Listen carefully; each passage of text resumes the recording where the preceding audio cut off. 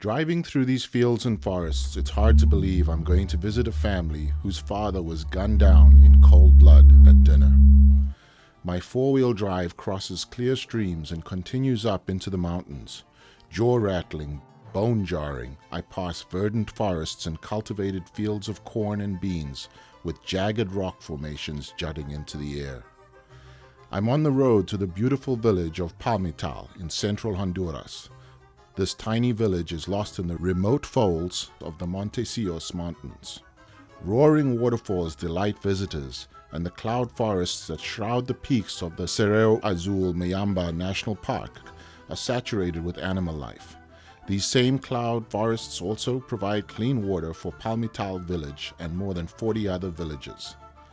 The mountains and park are the lifeblood of the local villages. So a small group of part-time volunteer park rangers guard these vital resources. They are organized by Proyecto Aldea Global, a Christian non-governmental organization that has managed the national park for the last 20 years. This dynamic organization works with the Honduran people to preserve quality water for poor villages in the area. One of these rangers was Matilde Bonilla. In a village where most people live from day to day, Jose stood out as a leader. He was a community organizer, president of the electrical project, and the town plumber. He was a devoted father to a total of 12 children, 8 of whom are alive today. For them, he farmed corn and beans on the steep rocky hillside of his familiar mountains. Faithfulness to Christ was the anchor of his life. He was never far from his church and was known to preach the word. It is in the Cerro Azul Mayamba National Park that Jose worked 2 days per week as a volunteer park ranger. His job was to report illegal activity within the park, such as logging, cultivation, or animal poaching, which degrade the environment and ruin water quality for the villagers in the valleys. Friends state that Jose was fearless in his dangerous job.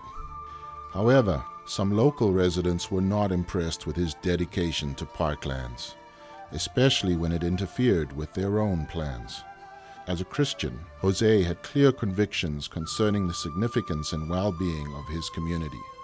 It was these convictions and commitments which led to his death. A few days before his murder, Jose discovered some men growing marijuana in a large plot within the national park. Guards with Proyecto Aldea Global carry no weapons and are trained to withdraw to safety and report illegal activity to the Honduran police for hopefully appropriate action. Jose confronted the growers and told them that what they were doing was wrong. How could the villagers have pure water if they did not care for the land? How could the park continue to attract tourists if it lost its beauty? These were not challenges the marijuana farmers wanted to face. Their own plans for profit trumped the needs of anyone else. On July 2, 2003, Jose Matilde Bonilla sat down with his family for dinner in their tiny blockhouse, perched on a steep hillside. It was a simple meal of rice and beans, preceded by Jose's heartfelt prayer of thanks for God's provision for his family. Not long after they began dinner, hooded gunmen stormed the home and murdered Jose in front of his terrified wife, Thelma, and their 8 children. A few days after the brutal murder, he was buried in a humble plot in the village graveyard of Palmital, with the majestic Montesinos Mountains watching over the funeral. Although the site was simple, Jose's village of 400 subsistence farmers doubled in size as people gathered from surrounding communities to pay their final respects to Jose.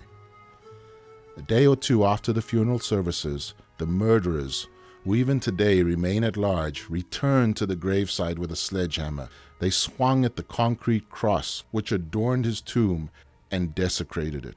The cross still stands there, ugly and misshapen, watching over the grave of this devout believer and beloved community leader. As they wait for justice, Jose's family desperately longs for a missing father and husband. Jose's family wants the world to know of his sacrifice, the story of how he gave his life for his village, for clean water and for basic health.